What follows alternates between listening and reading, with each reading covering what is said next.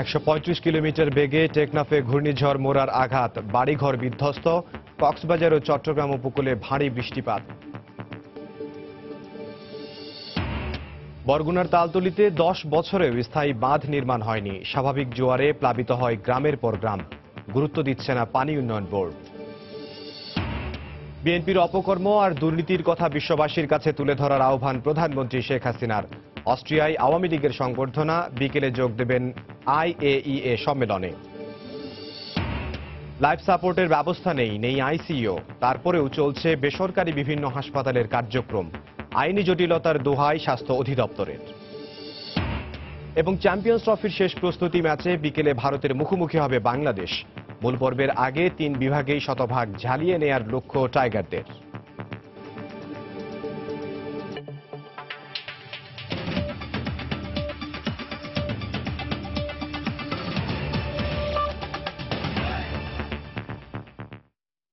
সময় সংবাদের সঙ্গে আছি আমি ইমদাদুল হক।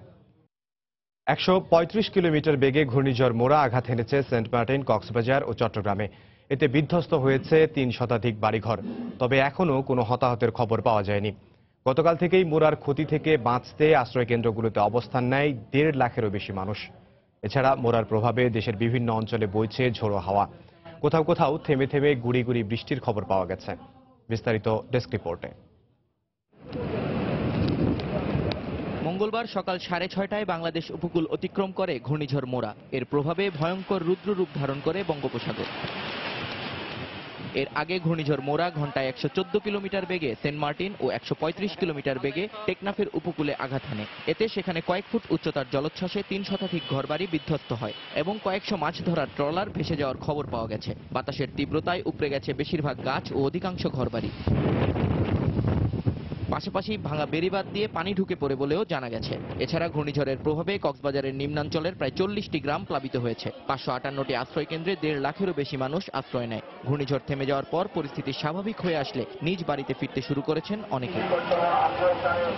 একই অবস্থা চট্টগ্রামের পতেঙ্গাতেও। 128 কিলোমিটার বেগে সকাল 10টা নাগাদ মোরা অতিক্রম করে চট্টগ্রামের উপকূলীয় অঞ্চল। এ সময় ঝড়ো হাওয়ায় লণ্ডভণ্ড হয়ে যায় বাঁশখালী ও আনোয়ারার বিভিন্ন এলাকা। আশপাশ থেকে সবাইকে নিরাপদ দূরত্বে সরিয়ে নেয় ফায়ার সার্ভিস। মোরার প্রভাবে চাঁদপুরে গতকাল রাতে গুড়ি গুড়ি বৃষ্টি হলেও সকাল থেকেই তা একেবারেই থেমে যায়। তবে যে কোনো পরিস্থিতি মোকাবিলায় প্রস্তুত রাখা হয় মেডিকেল টিম সহ জেলা প্রশাসনের বিভিন্ন সংস্থা। এদিকে পটুয়াখালীর কলাপাড়া ও পায়রা সমুদ্র বন্দর সহ কুয়াকাটা এলাকাতেও সকাল থেকেই দমকা হাওয়া সহ বৃষ্টি হয়। সাগর উত্তাল থাকায় নিরাপদ আশ্রয়ে রয়েছে মাছ ধরার নৌকা ও ট্রলারগুলো। বরিশাল বিভাগের সব জেলায় থেমে থেমে বৃষ্টি হচ্ছে। বন্ধ রয়েছে সব রুটে নৌযান চলাচল। এদিকে মংলা উপজেলা প্রশাসন, পৌরসভা এবং বন্দর কর্তৃপক্ষ 3টি কন্ট্রোল রুম খুলেছে। প্রস্তুত রাখা হয়েছে 42টি সাইক্লোন শেল্টার। এছাড়া ঘূর্ণিঝড় মোরার প্রভাবে নোয়াখালী, ভোলা, লক্ষ্মীপুর, বাগেরহাট সহ উপকূলীয় জেলাগুলোতে দমকা হাওয়া সহ গুড়ি গুড়ি বৃষ্টির খবর পাওয়া গেছে। নিয়ন মুহাইমিন, সময় সংবাদ। ঘূর্ণিঝড় মোরা বর্তমানে বাংলাদেশের অভ্যন্তরে অবস্থান করছে। ধীরে ধীরে এটি নিম্নচাপে পরিণত হয়ে দুর্বল হয়ে পড়বে বলে জানিয়েছেন আবহাওয়া অধিদপ্তরের পরিচালক শামসুদ্দিন আহমেদ। সকাল 11টায় ব্রিফিংয়ে একথা জানান তিনি। ঘূর্ণিঝড়ের প্রভাবে উপকূলীয় এলাকা সহ দেশের বিভিন্ন স্থানে আরও 12 ঘন্টা ভারী বৃষ্টিপাত ও ঝোড়ো হাওয়া বয়ে যেতে পারে বলে জানান তিনি। সেন্ট মার্টিন আইল্যান্ডে সকালে 114 কিলোমিটার বেগে ঝড়ো হাওয়া বয়ে গেছে। চট্টগ্রামে সর্বশেষ 128 কিলোমিটার বেগে ঝড়ো হাওয়া বয়ে গেছে এবং টেকনাফে 135 কিলোমিটার বেগে ঝড়ো হাওয়া বয়ে গেছে। এছাড়া এই সমস্ত অঞ্চলসমূহে ভারী বর্ষণ এবং বৃষ্টিপাত অব্যাহত রয়েছে। ঘূর্ণিঝড়টি বাংলাদেশের অভ্যন্তরে বর্তমানে অবস্থান করছে। এটি আরও উত্তর দিকে অগ্রসর হবে এবং ধীরে ধীরে এটি একটি নিম্নচাপে পরিণত হবে এবং এই যে ঘূর্ণিঝড় জনিত যে আবহাওয়া, প্রবল ঘূর্ণিঝড়ের এই আবহাওয়া, এই বৃষ্টিপাত, ঝড়ো হাওয়া, এই ধরনের বৈরী আবহাওয়া আরও 12 ঘন্টা, কমপক্ষে 12 ঘন্টা অব্যাহত থাকবে। বাংলাদেশের সমুদ্র তীরের আকৃতি ফানেল বা চোঙার মতো হওয়ায় বারবার বঙ্গোপসাগরে সৃষ্ট ঘূর্ণিঝড়ের শিকারে পরিণত হয় এ ভূখণ্ড। উপসাগরীয় ঘূর্ণিঝড়গুলোর গতিপথের আওতায় আরও রয়েছে ভারতের পূর্ব তীরবর্তী অঞ্চল, মিয়ানমার এবং শ্রীলঙ্কাও। কিন্তু বাংলাদেশ ও ভারতের পশ্চিমবঙ্গ উড়িষ্যায় ঘূর্ণিঝড়গুলো আঘাত হানলে সবচেয়ে বেশি ক্ষয়ক্ষতি হয়। এর জন্য এই অঞ্চলের নিচু সমতল ভূমি, ঘনবসতি এবং নিম্নমানের উপকরণে নির্মিত বাসস্থানকে দায়ী করা হয়। উইকিপিডিয়ার তথ্য মতে দুর্যোগপূর্ণ অঞ্চল হওয়ায় বিশ্বের সবচেয়ে ভয়ঙ্কর 10টি ঘূর্ণিঝড়ের 5টিরই অবস্থান বাংলাদেশে। বাংলাদেশের ভোলায় 1970 সালে ঘটে যাওয়া মহাপ্রলয়ঙ্কারী ঘূর্ণিঝড়কে বিশ্বের সর্বকালের ভয়ঙ্কর প্রাণঘাতী ঝড় বলে সম্প্রতি ঘোষণা করেছে জাতিসংঘ। বাংলাদেশের ইতিহাসে সবচেয়ে প্রাণ এবং সম্পদ নষ্টকারী ধ্বংসাত্মক ঘূর্ণিঝড়টি চট্টগ্রাম, বরগুনা, খেপুপাড়া, পটুয়াখালী, চর বোরহানুদ্দিনের উত্তরাঞ্চল, চর তমিজুদ্দিন, মাইজদীর দক্ষিণাঞ্চল ও হরিণাঘাটায় প্রচণ্ড বাতাসের তীব্রতা নিয়ে টানা 2 দিন আঘাত হানে। সরকারি হিসেবে এই ঘূর্ণিঝড়ে কমপক্ষে 5 লক্ষ মানুষ প্রাণ হারায়। মারাত্মকভাবে ক্ষতিগ্রস্ত হয় লক্ষাধিক মৎস্যজীবী। দ্বিতীয় ভয়ঙ্কর অবস্থানে রয়েছে 1737 সালে ভারতের হুগলি রিভার সাইক্লোন। বঙ্গোপসাগর থেকে উৎপত্তি হওয়া এই ঘূর্ণিঝড়ে প্রায় 3.5 লাখ মানুষ প্রাণ হারায়। এছাড়া ভিয়েতনামের হাইফং টাইফুনে প্রায় 3 লাখ মানুষ মারা যায়। এরপরই আছে 1586 সালের বাকেরগঞ্জের সাইক্লোন। এ সময় 2 লাখ মানুষ মারা যায়। এরপর 1876 সালে আঘাত হানে গ্রেট বাকেরগঞ্জ সাইক্লোন। মেঘনা, মোহনা এবং চট্টগ্রাম, বরিখালী উপকূলে তীব্র ঝড়, জলোচ্ছ্বাস এবং প্লাবন সংঘটিত হয়। এতেও 2 লাখ মানুষ প্রাণ হারায়। এরপরই আছে বাংলাদেশে ঘটে যাওয়া 1897 সালের ঘূর্ণিঝড়। এতে 1,75,000 মানুষের মৃত্যু হয়। 1975 সালের সুপার টাইফুন নিনা চীনের এই ঘূর্ণিঝড়ে 1,71,000 মানুষ মারা যায়। সাইক্লোন 02B 1991 সালে বাংলাদেশে ঘটে যাওয়া এই ঘূর্ণিঝড়ে 1,50,000 মানুষ প্রাণ হারায়। নবম স্থানে আছে 1882 সালে ভারতের গ্রেট বোম্বের সাইক্লোন, প্রাণ হারায় 1 লাখ মানুষ। 10এ আছে জাপানের হাকাতাবে টাইফুন। 1281 সালের এই ঘূর্ণিঝড়ে 65,000 মানুষ মারা যায়। তরিকুল ইসলাম সৌরভ, সময় সংবাদ। বরগুনার তালতলী উপজেলায় 10 বছরেও স্থায়ী বাঁধ নির্মাণ করেনি পানি উন্নয়ন বোর্ড। তাই স্বাভাবিক জোয়ারের পানিতে প্লাবিত হয় গ্রামের পর গ্রাম। বন্ধ হয়ে যায় রান্না, ভাসিয়ে নিয়ে যায় ঘরের আসবাবপত্র। বছরের পর বছর এমন ভোগান্তি পোহাচ্ছে তালতলীর তেঁতুলবাড়িয়া গ্রামের মানুষ। পানি উন্নয়ন বোর্ড বলছে এলাকাটি গুরুত্বপূর্ণ না হওয়ায় বাঁধ নির্মাণ করছেন না তারা। এম এ আজিমের রিপোর্ট, ক্যামেরায় ছিলেন SM সিফাত। 2007-এ ঘূর্ণিঝড় সিডরের তাণ্ডবে তালতলী উপজেলার তেঁতুলবাড়িয়ার এ বাঁধটির বেশ কিছু অংশ সম্পূর্ণ বিধ্বস্ত হয়। এরপর নদীর ক্রমাগত ভাঙন বাঁধটিকে জরাজীর্ণ করেছে আরও। বাঁধ সংলগ্ন অনেক পরিবার আজ ভিটে ছাড়া। প্রতি মাসে অমাবস্যা ও পূর্ণিমার সময় নদীতে বাড়ে জোয়ারের পানি। 4 থেকে 5 দিন ঘরবাড়ি, রাস্তাঘাট সবকিছু তলিয়ে থাকে জোয়ারের পানিতে। বন্ধ হয়ে যায় রান্না খাওয়া, দুর্ভোগের শেষ থাকে না এলাকাবাসীর। লবণ পানিতে বারবার প্লাবিত হওয়ায় জমির ফসল নষ্ট হয় প্রতিবার। এলাকাবাসীর অভিযোগ, বর্ষা মৌসুমে মাঝে মধ্যে জরুরি মেরামতের নামেও চলে লুটপাট। 10টা বাজলিবে দুর্নীতির তলাইছে এইবার আবার হুগইতে হেইকেল একটু নামি বাঙ্গল কুলে থার তিনে পোলাপান লই কিভাবে থাকবে, কিভাবে মানুষ করবে পোলাপান, তারা হেন্দে ভাঙ্গে চুরে তারা আশ্রয় করে চলে গেছে। বাচ্চা কাচ্চা নিয়ে থাকা যায় না, খুব কষ্ট। তারপর যে রান্না বাড়া করতেও খুব কষ্ট। এখন তো রাস্তা যায় অল্প কতটুকখানে, হাতে হাত ঠেলে লই যায়, হাত হয় না। তবে পানি উন্নয়ন বোর্ড বলছে ভোগান্তি নয়, এলাকার গুরুত্ব বিবেচনায় স্থায়ী বাঁধ নির্মাণ করা হয়। কোথায় আমাদের গুরুত্বপূর্ণ স্থাপনা আছে, কোথায় মানে দামি স্থাপনা আছে, সেই জায়গাগুলোকে আগে রক্ষা করার একটা তাড়া থাকে। তো তেঁতুলবাড়িয়া একেবারেই প্রত্যন্ত একটা অঞ্চল। যদি কখনো আমাদের সেরকম প্রকল্প করার সুযোগ হয় যে আমরা স্থায়ী প্রতিরক্ষার কাজ এখানে করে দিতে পারছি, তখন হয়তো এটা স্থায়ী একটা রূপ পাবে। স্থায়ী বাঁধ নির্মাণ না করলেও কতবার জরুরি মেরামত কাজ করা হয়েছে এবং কি পরিমাণ অর্থ ব্যয় হয়েছে তার কোনো সঠিক হিসেব দিতে পারেনি পানি উন্নয়ন বোর্ড। এম এ আজিম, সময় সংবাদ, বরগুনা। সময় সংবাদে আরো থাকছে, রাজশাহীতে ভিড় এড়াতে রমজানের শুরুতেই বিপণী বিতানগুলোতে জমে উঠেছে কেনাকাটা। পোশাকের দাম বেশি, অভিযোগ ক্রেতাদের।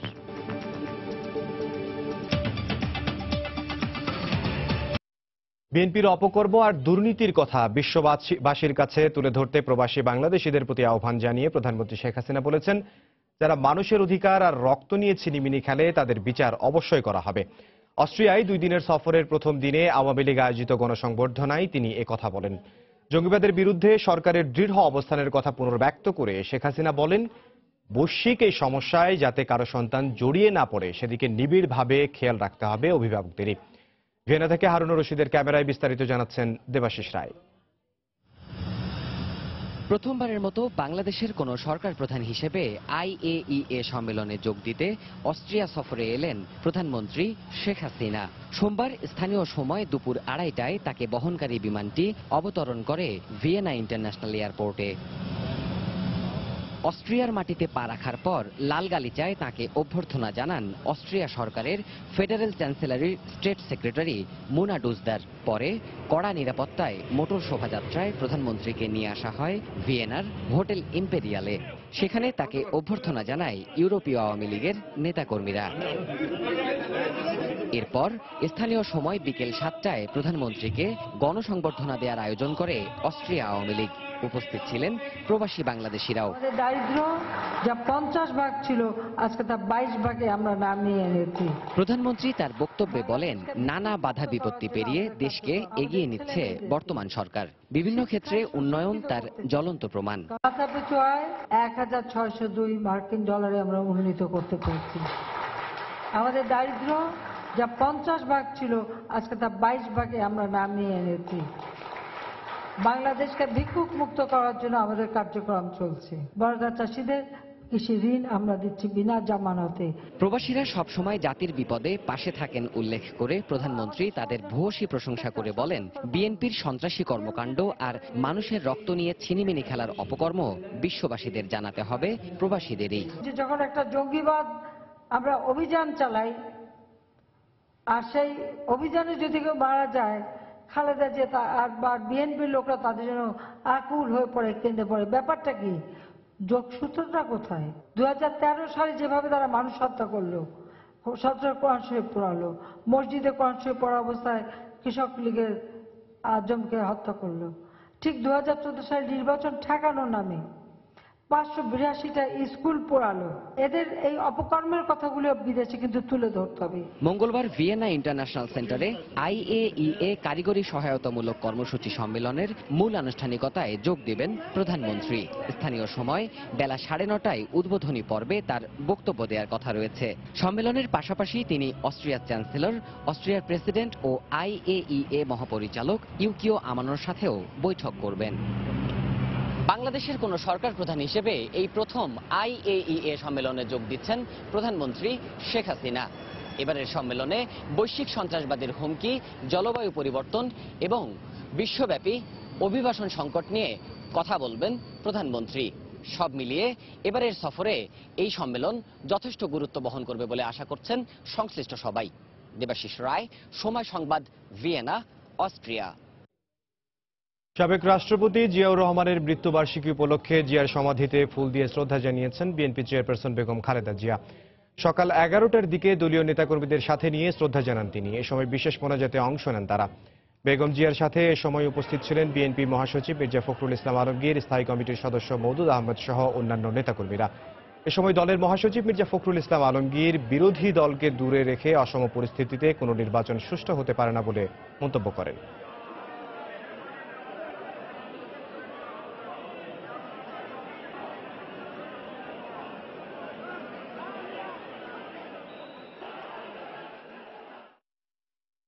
নির্বাচনের মতো কোনো পরিবেশ সৃষ্টি হয়নি এখন পর্যন্ত। এখানে বিরোধী দলের কথা বলার কোনো সুযোগ নেই, বিরোধী দলের কর্মকাণ্ড করার কোনো সুযোগ নেই। বিরোধী দলের নেতা কর্মীদেরকে, বিশেষ করে বিএনপি নেতা কর্মীদেরকে তাদেরকে মিথ্যা মামলা দিয়ে আটকে রাখা হয়েছে, কারাগারে নিক্ষেপ করা হচ্ছে। এই একটা অসম পরিস্থিতিতে কোনো সুষ্ঠু নির্বাচন, অবাধ নির্বাচন সম্ভব হয় না। ঘূর্ণিঝড় থেমে যাওয়ার পর পরিস্থিতি স্বাভাবিক হয়ে আসলে নিজ বাড়িতে ফিরতে শুরু করেছেন অনেকেই। এই মুহূর্তে কক্সবাজারের জেলা প্রশাসকের কার্যালয়ের সামনে একটি আশ্রয় কেন্দ্রে আছেন রিপোর্টার কমল দে। সর্বশেষ অবস্থা জানতে সরাসরি চলে যাচ্ছে সেখানে। কমল। ধন্যবাদ আমদাদ। ঘূর্ণিঝড় মোড়া কেটে যাওয়ার পর কিন্তু যারা আশ্রয় প্রার্থী ছিল বা আশ্রয় কেন্দ্রে আশ্রয় নিয়েছিল তারা এখন বাড়ি ফিরতে শুরু করেছে। বিশেষ করে আমরা দেখেছি সকাল 11টা থেকে যখন ঘূর্ণিঝড়টা অতিক্রম করে চলে যায়, এরপর যারা এখানে আশ্রয় নিয়েছিল, বিশেষ করে কক্সবাজারের যে উপকূলীয় যে এলাকা শহরের মধ্যে যে আছে সমিতির পাড়া এবং রয়েছে ঘোড়ার পাড়া এবং রয়েছে কুতুবদিয়া পাড়া এবং সে পাড়ার যে বাসিন্দারা ছিলেন তারা মূলত বাড়ি ফিরতে শুরু করেছে। আপনার একটা কথা বলার চেষ্টা করবো, হয়তো বা তাদের সাথে কিন্তু রক্ষণশীল পরিবার হয় তারা একটু কথা বলতে কম চায়। বিশেষ করে এই যে আশ্রয় কেন্দ্রটি কিন্তু গতকালকে রাতে আমরা দেখেছি স্থানীয় প্রায় 3টি পাড়ার 300 পরিবারের 1000-এর বেশি লোক আশ্রয় নিয়েছিল এই আশ্রয় কেন্দ্রের মধ্যে, দোতলা 3তলা ভবনের মধ্যে। এবং সকাল থেকে যখন 11টায় ঘূর্ণিঝড়টি কেটে যায় এরপর তারা বিভিন্ন যানবাহন যোগে তারা বাড়ি ফিরতে শুরু করছে। আমরা দেখেছি যে সমিতির পাড়া সহ যে আশপাশে যে পাড়াগুলি রয়েছে সে পাড়ার বাসিন্দারা ফিরতে শুরু করছে। আমরা একটু কথা বলি আপনার সাথে, আপনারা কি বাড়ি ফিরে যাচ্ছেন এখন? বাড়ি ফিরিয়ে না আয় না, বাড়ি যাইয়ে না, তাই না, কি অবস্থা তখন না কেন পারতেন না? বাতাস পানি লাগত দর ভাঙে গিয়ে দেওয়া তাল্লাই। তো এখন কি অবস্থা, না বাড়ির কি অবস্থা? এখন বাড়ির কি অবস্থা কেন জানি, এখন এর ফসল কষ্ট পাই দিয়ে ফলা বাচ্চা বেলা হান্দার এখন আড়াই যাইয়ে না বাড়ি কাঙ্গড়ি মেয়ে নেড়ি। উনি আমাদেরকে বলছিলেন যে তার বাড়ি ঘর ভেঙে গেছে এবং তিনি কিভাবে বৃষ্টির কারণে যেতেও পারছেন না এবং এখানে আসতে কি করবেন তিনি কুল কিনারা পাচ্ছেন না, কারণ বাচ্চাদেরকে তিনি খাবার এখন পর্যন্ত খাওয়াতে পারেননি। সে বিষয়টি তিনি মূলত আমাদেরকে বলছিলেন। আমরা আরেকজনের কাছে জানতে চাইবো আপনাকে বাড়ি ফিরে যাবেন কিনা? এখন অবশ্যই বাড়ি ফিরে যাবো। কিভাবে যাবেন আপনারা এখন? কিভাবে যাবো, আমাদের এলাকাতে যাওয়ার কোনো অবস্থা নেই, যত পুরা রাস্তার মধ্যে পানি, হ্যাঁ যাওয়ার কোনো অবস্থা নেই। আর সেই পরিমাণ আমাদের কোনো হেল্পই আমরা পাচ্ছি না, আমাদের পৌরসভা দিচ্ছে না, কেউ দিচ্ছে না আমাদের হেল্প। অনেকে বাড়ি ফিরে যেতে চায় কিন্তু যানবাহন না থাকা এবং প্রয়োজনীয় সাহায্য সহযোগিতা না পায় তারা বাড়ি ফিরতে পারছে না, এমন একটা অভিযোগ করছে। এবং দেখেন যে এখনো কিন্তু অনেক পরিবার আসছে কিন্তু অপেক্ষা করছে বাড়ি ফিরে যাওয়ার জন্য এবং কিছু কিছু পরিবার তারা চলে গেছে এবং আরো কিছু পরিবার রয়ে গেছে। আমরা একটু কথা বলার চেষ্টা করবো একটু তাদের সাথে। আপনারা কি বাড়ি ফিরে যাবেন না এখন কিভাবে যাবেন?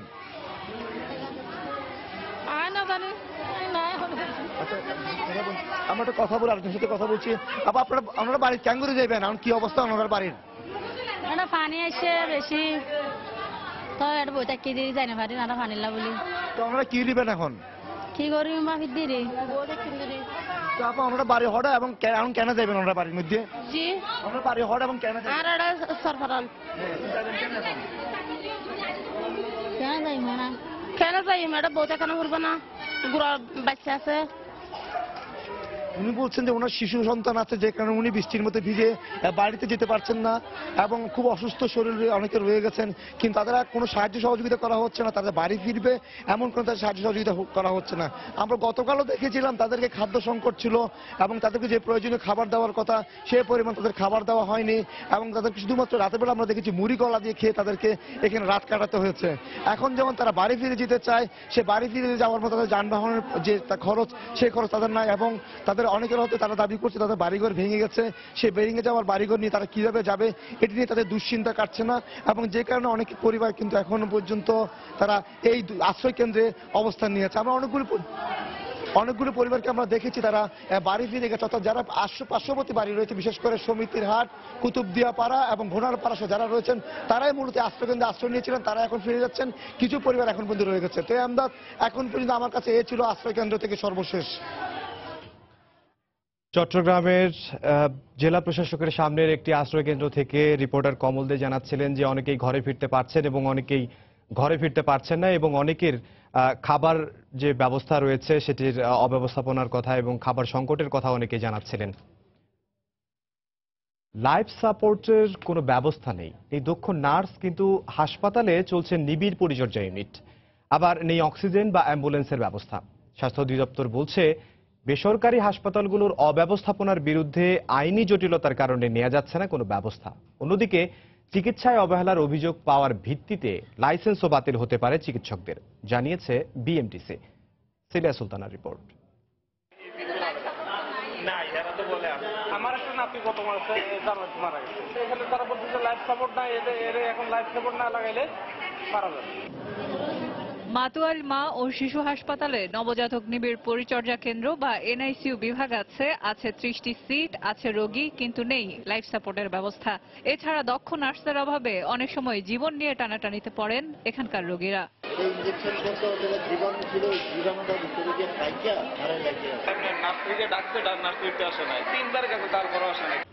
গত 20 এপ্রিল রাজধানীর একটি হাসপাতালে অক্সিজেন আর অ্যাম্বুলেন্সের অভাবে নবজাতকের মৃত্যু হয়। এছাড়া হাসপাতালে ছিল না 24 ঘন্টা তত্ত্বাবধান করতে পারেন এমন ডাক্তার বা নার্স। এখানে ওটি লজিস্টিক সাপোর্ট নাই, এটা হসপিটালের ক্যাটাগরির মধ্যে পড়ে না, এটা অ্যাম্বুলেন্স নাই, ওনারা কিসের হসপিটাল দিয়ে বসে আছে।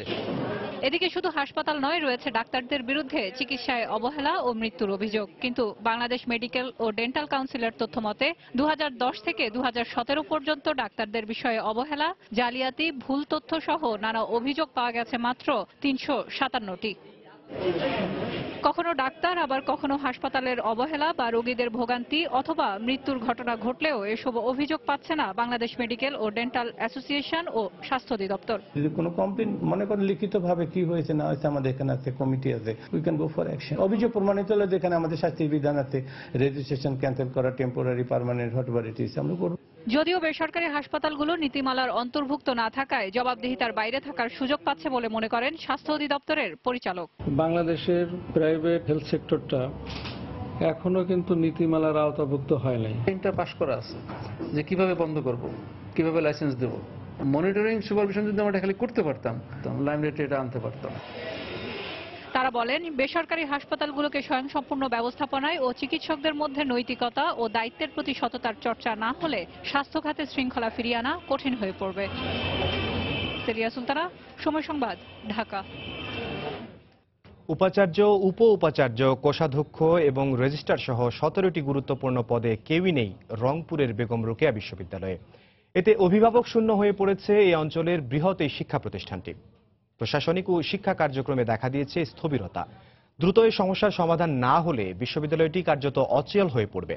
কর্তৃপক্ষ অচিরেই সমস্যার সমাধান হবে মনে করলেও শিক্ষক, শিক্ষার্থী ও কর্মকর্তারা, কর্মচারীরা বলছেন হতাশার কথা। শাকিল মাহমুদের ক্যামেরায় মানিক সরকারের রিপোর্ট। উপ উপাচার্য, কোষাধ্যক্ষ এবং স্থায়ী রেজিস্ট্রার সহ বেশ কয়েকটি গুরুত্বপূর্ণ পদ শূন্যতা নিয়েই 2008 সালে যাত্রা শুরু করে বেগম রোকেয়া বিশ্ববিদ্যালয়। এতদিন এসব পদে বাড়তি দায়িত্ব পালন করেন উপাচার্যগণ, কিন্তু গত 5 মে সবশেষ উপাচার্য প্রফেসর ডক্টর AKM নুরুন নবীর মেয়াদ শেষ হলে দেখা দেয় অভিভাবক শূন্যতা, সৃষ্টি হয় প্রশাসনিক জটিলতা। ছাত্রদের সেমিস্টার করতে নোটিশ, ফর্ম ফিল আপের নোটিশ, এগুলো যেহেতু উপাচার্য মহোদয়ের অনুমোদন ক্রমেই হয়, উপাচার্য না থাকার কারণে এগুলো বন্ধ আছে। নিরাপত্তাজনিত এবং প্রশাসনিক সকল কাজে আমাদের বিঘ্নিত সৃষ্টি হচ্ছে। আমাদের অনেক দেনাপানা হয়ে গিয়েছিল, এই দেনাপানাগুলো আমরা পরিশোধ করতে পারিনি এবং স্যার আশ্বাস দিয়েছিল আমি দেনাপানা পরিশোধ করে দেব। উপাচার্য বিদায় নেয় বর্তমানে 17টি পদ শূন্য।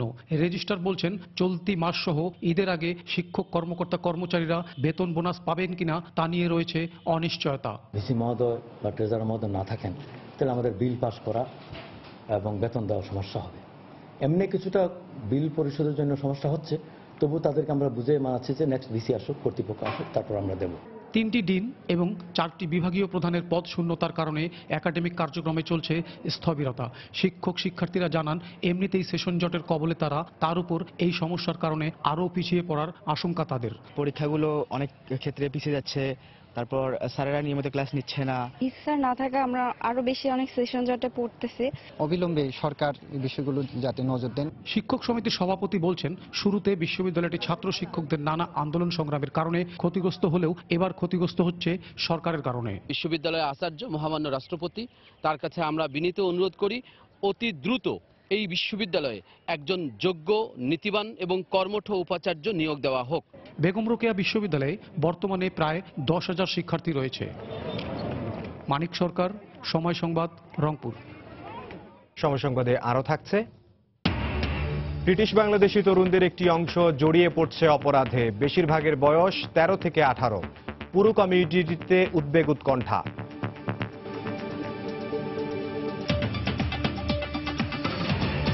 রাজশাহীতে ভিড় এড়াতে রমজানের শুরুতেই বিপণী বিতানগুলোতে কেনাকাটা করছেন অনেক ক্রেতা। তবে পুরোদমে বেচা কেনা শুরু হতে এখনো 2 সপ্তাহ সময় লাগবে বলে মনে করেন বিক্রেতারা। ক্রেতাদের অভিযোগ পোশাকের দাম বেশি, তবে বিক্রেতারা পোশাকের দাম বাড়ার নানা কারণ তুলে ধরেছেন। আব্দুল সালামের তোলা ছবিতে বিস্তারিত সাইফুর রহমান রকির রিপোর্টে। রমজানের শুরুতে রাজশাহী নগরীর বিভিন্ন বিপণী বিতানগুলোতে বাড়ছে ক্রেতাদের আনাগোনা। আরডিএ ও নিউ মার্কেটে ঈদে সব বয়সী ক্রেতাদের মাথায় রেখে বাহারি রং আর নানা ডিজাইনের বৈচিত্র্য ছেয়ে গেছে পোশাকে। ক্রেতারা বলছেন সপ্তাহ 2 পর ভিড় হবে, তাই দাম দর করে আগেভাগে ঈদের কেনাকাটা সেরে ফেলছেন তারা। আধুনিকতার ছোঁয়া আর গুণে মানে ভালো হওয়ায় প্রতি বছরের মতো এবারও নারীদের পছন্দের তালিকার শীর্ষে সুতি ও সিল্কের তৈরি শাড়ি, 3 পিস, ফ্রক আর ছেলেদের পছন্দ শার্ট প্যান্ট ও বাহারি রঙের পাঞ্জাবি। শার্ট দেখলাম, প্যান্ট দেখলাম, পাঞ্জাবি নতুন নতুন আসছে। এই সময় একটু ভিড়টা কম থাকে, লোকজনের গ্যাঞ্জামটা কম, জিনিসপাতি ধীর স্থিরভাবে ভালো জিনিসপাতি একটু কেনা যায়। সুতির উপরে কাস্টমার বেশি মনোযোগ দিয়েছে, তারপরে টাঙ্গাইল সিল্ক, তারপরে মিরপুরি সিল্ক, ছোট বাচ্চাদের কিডসের বা চাইনা, দেশি বিদেশি সব মিলে আসছে নতুন একটা বিষয়। তবে রমজানের প্রথম দিকে রেডিমেডের চেয়ে পিস কাপড়ের দোকানগুলোতে বেশি ভিড়। এখান থেকে ক্রেতারা পছন্দ মতো কাপড় কিনে বানিয়ে নিচ্ছেন ঈদে মানানসই শখের পোশাকটি। ঈদের জন্য যথেষ্ট ভালো কালেকশন আছে আর কি। পিস কাপড়গুলো কিনলে সুবিধা হয় যে নিজের পছন্দ মতো সাইজ মতো করে নিতে পারবো। অবশ্য পোশাকের দাম বাড়ায় কিছুটা অসন্তুষ্ট অনেক ক্রেতা। তবে দাম বাড়ার নানা যুক্তি বিক্রেতাদের। আমরা কম পাবো বলে একটু আগে আসছি, কিন্তু আগের চেয়ে এখন দাম আরো বেশি। ভাবছি যে এবার একটু কমবে কিনা, কিন্তু কমার কোনো সম্ভাবনা দেখছি না। ইন্ডিয়ান সব কাপড় চোপড় ওগুলা আমরা খুব আপনার বাজেট আপনার বেশি, ওখান থেকে কিনতে হচ্ছে। বিপণী বিতানগুলোর মালিকরা ঈদকে টার্গেট করে আকর্ষণীয় ও লোভনীয় ছাড় দিয়ে ক্রেতাদেরকে আকৃষ্ট করছেন। সাইফুর রহমান রকি, সময় সংবাদ, রাজশাহী। জাতীয় সংসদের 2017-18 অর্থ বছরের বাজেট অধিবেশন শুরু হয়েছে। আগামী 1 জুন বৃহস্পতিবার বাজেট পেশ করবেন অর্থমন্ত্রী আবুল মাল আব্দুল মুহিত। মঙ্গলবার সকাল 11টায় স্পিকার ডক্টর শিরিন শারমিন চৌধুরীর সভাপতিত্বে দশম সংসদে 16তম এই অধিবেশন শুরু হয়। অধিবেশনের শুরুতে সাংস্কৃতিক ব্যক্তিত্ব কাজী আরিফ ও 2 জন সাবেক সংসদ সদস্য সহ সম্প্রতি কয়েকজন বিশিষ্টজনের মৃত্যুতে শোক প্রস্তাব গৃহীত হয়। এছাড়া যুক্তরাজ্যের ম্যানচেস্টারে জঙ্গি হামলার বিষয়েও শোক প্রস্তাব গৃহীত হয় সংসদে। ব্রিটেনের বাংলাদেশে অধ্যুষিত এলাকা টাওয়ার হ্যামলেটস। এখান থেকেই ব্রিটিশ পার্লামেন্টের প্রথম বাংলাদেশি এমপি, প্রথম বাংলাদেশি মেয়র সহ মূলধারার বাংলাদেশিদের যাত্রা শুরু হয়। তবে এর ঠিক উল্টো চিত্রও দেখা গেছে। এখানকার ব্রিটিশ বাংলাদেশি তরুণদের একটি অংশ জড়িয়ে পড়ছে গ্যাং ক্রাইম, মাদক ব্যবসা, খুন সহ নানা অপরাধে। সম্প্রতি এসব অপরাধের মাত্রা বেড়েছে উদ্বেগজনক হারে। বিস্তারিত লন্ডন প্রতিনিধি শোয়েব কবিরের রিপোর্টে। লন্ডনের বাঙালিপাড়া হিসেবে পরিচিত টাওয়ার হ্যামলেটসের মাইল্যান্ডে আধিপত্য বিস্তারকে কেন্দ্র করে দুই গ্রুপের মধ্যে সংঘর্ষের চিত্র এটি। কৈশোর থেকে তারুণ্যে পা দেওয়ার আগেই সংঘবদ্ধ নানা অপরাধ, এমনকি খুনের মতো ঘটনায় সম্পৃক্ত হচ্ছে তারা। এদের বেশিরভাগেরই বয়স 13 থেকে 18 বছরের মধ্যে। পূর্ব লন্ডনের এই জনবহুল এলাকায় মায়ের সামনে সন্তান খুন, বন্ধুর হাতে বন্ধু খুন কিংবা মাদক ব্যবসায় জড়িত থাকার দায়ে বাঙালি তরুণের সাদার ঘটনা ভাবিয়ে তুলেছে পুরো কমিউনিটিকে। প্রতি সপ্তাহে এভাবে নাইফ ক্রাইম হচ্ছে এবং একটার পর একটা মার্ডার হচ্ছে। এটা আমাদের কমিটির জন্য খুবই দুঃখজনক। কিশোরদের অপরাধে জড়িয়ে পড়ার পিছনে পরিবারের অসচেতনতা এবং সামাজিক বিভক্তিকে দায়ী করা হলেও কাউন্সিলের পক্ষ থেকে ইউথ সেন্টার ও জনসচেতনতামূলক বিভিন্ন কার্যক্রম বন্ধ করাকেও অন্যতম কারণ হিসেবে দেখা হচ্ছে। আমাদের কমিউনিটির মধ্যে গ্যাং এবং নাইফ এবং অ্যান্টিসোশ্যাল বিহেভিয়ার বাড়তেছে, তার কারণ আমি মনে করি আমাদের ফ্যামিলিগুলো ব্রোকেন, আমাদের স্কুলগুলো ব্রোকেন, আমাদের সোসাইটির মধ্যে অনেক ডিভিশন আছে। গ্যাং ক্রাইম অবশ্যই ইনক্রিজ হয়েছে, বিশেষ করে গত 2 বছর। আমরা যে ইউথ সেন্টার যেগুলো আছে 28 থেকে 18টা সেন্টার যেগুলো আছে, একটা তো বন্ধ করা হয়েছে। এবং আমরা যে একটা নাফাস ড্রাগ প্রজেক্ট একটা আছে, একটা ড্রাগ প্রজেক্ট কোনো ফান্ডিং নাই যে বাংলাদেশি বা সোমালি কমিউনিটি ইয়াং মানুষের যে সাহায্য করা হইতো। পারিবারিক নজরদারি বাড়ানোর পাশাপাশি যথাযথ কর্মসংস্থানের মাধ্যমে এই অপরাধ প্রবণতা ঠেকানো সম্ভব বলে মত কমিউনিটি নেতাদের। আমার মনে হয় যে এটা থেকে পরিত্রাণ পাওয়ার একমাত্র পথ হচ্ছে যে আমাদের ইয়াং জেনারেশনকে যেন ওই বিপদকামীর পথ থেকে ফিরিয়ে নিয়ে আসা যায়। তারা যেন রোল মডেল পায়, তারা যেন শিক্ষা, বাসস্থান, কর্মে যেন তারা নিয়োজিত হতে পারে, তারা যেন ক্যারিয়ার গ্রহণ করতে পারে। মেট্রোপলিটন পুলিশের তথ্য মতে সম্প্রতি টাওয়ার হ্যামলেটসে অপরাধের মাত্রা আশঙ্কাজনক হারে বেড়েছে। গত বছরের তুলনায় এই বছর গান ক্রাইম বেড়েছে 16% এবং নাইফ ক্রাইম বেড়েছে 8%। লন্ডনের সবচেয়ে বেশি বাংলাদেশি অধ্যুষিত এই টাওয়ার হ্যামলেটসে ব্রিটিশ বাংলাদেশি তরুণ প্রজন্মরা জড়িয়ে পড়ছে gang crime, knife crime, drug dealing সহ নানা অপরাধে। পারিবারিক শিক্ষা ও সামাজিক মূল্যবোধের অবক্ষয়ে এর মূল কারণ বলে ধারণা করা হচ্ছে। এসব তরুণদের এসব পথ থেকে সরিয়ে নিতে সবাইকে ঐক্যবদ্ধভাবে এগিয়ে আসা প্রয়োজন বলে মনে করছেন সবাই। শোয়েব কবির, সময় সংবাদ, লন্ডন। চট্টগ্রামের মিরসরাইয়ে যাত্রীবাহী বাস খাদে পড়ে 6 জন নিহত হয়েছেন, আহত হয়েছেন আরও অন্তত 20 জন। মিরসরাইয়ের জোরারগঞ্জ এলাকায় গতকাল এই দুর্ঘটনা ঘটে। পুলিশ জানায়, গতকাল ফেনী থেকে খাগড়াছড়িগামী যাত্রীবাহী একটি বাস বারোইর হাট খাগড়াছড়ি সড়কের নয়াটিলায় এসে পৌঁছলে বিপরীত দিক থেকে আসা একটি বাসকে সাইড দিতে গিয়ে নিয়ন্ত্রণ হারায়। এ সময় বাসটি রাস্তার পাশে 200 ফুট গভীর খাদে পড়ে যায়। এতে ঘটনাস্থলেই 5 জন নিহত হন। আহতদের উদ্ধার করে হাসপাতালে নিয়ে গেলে সেখানে আরও একজনের মৃত্যু হয়।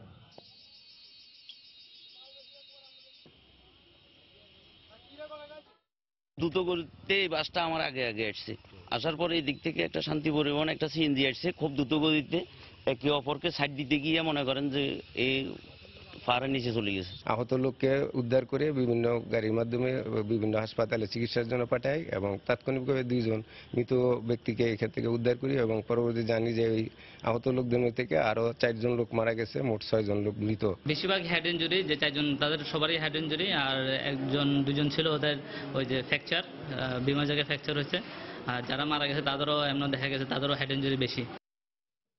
গবাদি পশু নিয়ে সম্প্রতি ভারতের কেন্দ্রীয় সরকারের জারি করা নির্দেশনা পশ্চিমবঙ্গ সরকার মানবে না বলে জানিয়েছেন রাজ্যের মুখ্যমন্ত্রী মমতা বন্দ্যোপাধ্যায়। সোমবার সন্ধ্যায় রাজ্য সরকারের সচিবালয়ের নিয়মিত সংবাদ সম্মেলনে কথা বলেন তিনি। এ সময় কেন্দ্রীয় সরকারের তীব্র সমালোচনা করে মমতা বলেন, রাজ্যের সঙ্গে আলোচনা না করেই কেন্দ্রীয় সরকার গবাদি পশু হত্যায় একতরফা নিষেধাজ্ঞা জারি করেছে। বিষয়টি নিয়ে আইনি লড়াইয়ে যাওয়ারও হুমকি দেন মমতা বন্দ্যোপাধ্যায়। এক তো রমজান মাস চলছে, বেছে বেছে এই টাইমটাকেই বেছে নেওয়া হয়েছে। অন্যকে কি খাবে আমার কোনো অথরিটি নেই তার মুখে একটা লুকোপ্লাস্টার লাগিয়ে দেওয়ার। আমার তো মনে হয় ফার্স্ট লুকোপ্লাস্টার যারা আইনটা করেছে তাদের মুখে লাগিয়ে দেওয়া উচিত। তার কারণ হচ্ছে তারা কনস্টিটিউশনটা মেনে চলছেন না। লিগালিও কনস্টিটিউশনালিও আমরা চ্যালেঞ্জ করব স্টেট পাওয়ারের ইন্টারফিয়ারেন্সের জন্য। রাশিয়ায় ঝড়ে 12 জনের মৃত্যু হয়েছে, 17 শিশুসহ আহত হয়েছে অন্তত 120 জন। সোমবারের মস্কোতে প্রবল ঝড়ে ব্যাপক ক্ষয়ক্ষতি হয়। গাছ উপড়ে রাস্তাঘাটে পড়ে থাকায় যোগাযোগ ব্যবস্থা ব্যাহত হচ্ছে। বৈরী আবহাওয়ার কারণে মস্কোর 2টি বিমানবন্দরের বাতিল করা হয়েছে 13টি ফ্লাইট। পরিস্থিতি মোকাবেলায় প্রয়োজনীয় ব্যবস্থা নেওয়া হয়েছে বলে জানায় দেশটির জরুরি বিভাগ।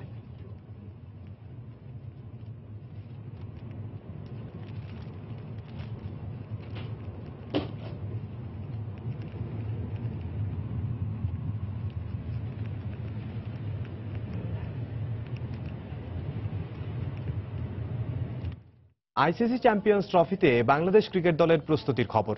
দ্বিতীয় শেষ অফিসিয়াল প্রস্তুতি ম্যাচে আজ ভারতের বিপক্ষে মাঠে নামবে বাংলাদেশ। 3 বিভাগেই নিজেদের ঝালিয়ে নিতে চায় টাইগাররা। ম্যাচের আগের দিন অনুশীলনে এমনটাই জানিয়েছেন ওপেনার তামিম ইকবাল। লন্ডনের কেনিংটন ওভালে ম্যাচটি শুরু হবে বাংলাদেশ সময় বিকেল 3:30টায়। সুমন সরকারের ক্যামেরায় লন্ডন থেকে আরো জানাচ্ছেন সাজিদ মুস্তাহিদ। বার্মিংহামে টাইগারদের মুঠো থেকে ম্যাচ বের করে নিয়ে দারুণ জয় পেয়েছে পাকিস্তান। মূলত দলের নখদন্তহীন ডেথ বোলিংয়ের কারণেই জয়বঞ্চিত হতে হয় বাংলাদেশকে। এবার মূল পর্বের আগে নিজেদের ভুল শোধরানোর সঙ্গে আদর্শ কম্বিনেশন পাওয়ার সুযোগ ভারতের বিপক্ষে শেষ প্রস্তুতি ম্যাচের মোড়ক থাকলেও টাইগাররা দৃঢ় প্রতিজ্ঞ জয় তুলে নিতে। ভালো বল করবে, এটা হলো ওনার যদি গোল থাকে এই ম্যাচের, উনি যদি ওই কাজ করতে পারে তাহলে এটা ওনার জন্য একটা পজিটিভ সাইন হবে। আর যারা ব্যাটসম্যানদের যেই ডিফারেন্ট ব্যাটসম্যানদের প্ল্যান থাকবে ওগুলো যদি ওরা সাকসেসফুলি এই ম্যাচটিকে নিতে পারে তাহলে ওদের জন্য একটা বড় কনফিডেন্স বুস্ট হবে। So I am looking forward to it. ওভালে মূল পর্বের 2টি ম্যাচ খেলবে টাইগাররা। সাসেক্সে ক্যাম্প আর আয়ারল্যান্ডে সিরিজ খেলার পর কন্ডিশনের সঙ্গে ভালোই ধাতস্থ হয়েছে বাংলাদেশ। তারপরও ভারতের বিপক্ষে সতর্ক থাকছে মাশরাফির দল। আমার কাছে মনে হয় সবাই ওয়েল প্রিপেয়ার্ড। সবার যদি ছোটখাটো কিছু থাকে ওরা শিওর ম্যাচের থেকে ওরা নিয়ে বের করে নিয়ে আসতে পারবে। আর যেভাবে প্র্যাকটিস চলতেছে অথবা যেভাবে করে আমরা প্রিপারেশন নিচ্ছি আই এম কোয়াইট স্যাটিসফাইড। এদিকে নিউজিল্যান্ডের বিপক্ষে প্রথম প্রস্তুতি ম্যাচে জয় পেলেও বৃষ্টির কারণে পর্যাপ্ত অনুশীলন হয়নি ভারতের। তাই বাংলাদেশের বিপক্ষে ম্যাচটিকে তারা দেখছে নিজেদের ঝালিয়ে নেওয়ার সুযোগ হিসেবে।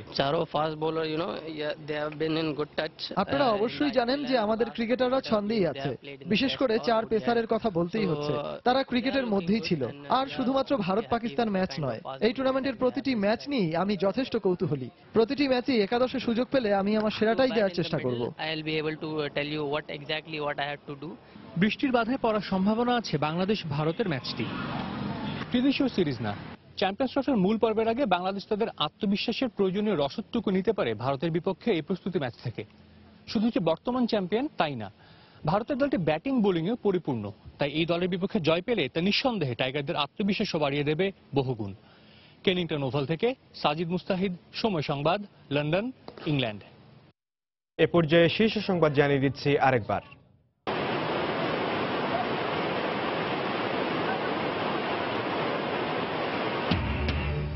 বাংলাদেশ উপকূলে ঘূর্ণিঝড় মোরার আঘাত, সর্বোচ্চ গতিবেগ ছিল টেকনাফে 135 কিলোমিটার। বাড়িঘর বিধ্বস্ত, উপড়ে পড়ে গেছে গাছপালা, উপকূলে ভারী বৃষ্টিপাত। বরগুনার তালতলিতে 10 বছরেও স্থায়ী বাঁধ নির্মাণ হয়নি, স্বাভাবিক জোয়ারে প্লাবিত হয় গ্রামের পর গ্রাম, গুরুত্ব দিচ্ছে না পানি উন্নয়ন বোর্ড। বিএনপির অপকর্ম আর দুর্নীতির কথা বিশ্ববাসীর কাছে তুলে ধরার আহ্বান প্রধানমন্ত্রী শেখ হাসিনার। অস্ট্রিয়ায় আওয়ামী লীগের সংবর্ধনা, বিকেলে যোগ দেবেন IAEA সম্মেলনে। লাইফ সাপোর্টের ব্যবস্থা নেই আইসিইউ, তারপরও চলছে বেসরকারি বিভিন্ন হাসপাতালের কার্যক্রম, আইনি জটিলতার দোহাই স্বাস্থ্য অধিদপ্তরের। এবং চ্যাম্পিয়ন্স ট্রফির শেষ প্রস্তুতি ম্যাচে আজ ভারতের মুখোমুখি হবে বাংলাদেশ। মূল পর্বের আগে 3 বিভাগেই শতভাগ ঝালিয়ে নেওয়ার লক্ষ্য টাইগারদের।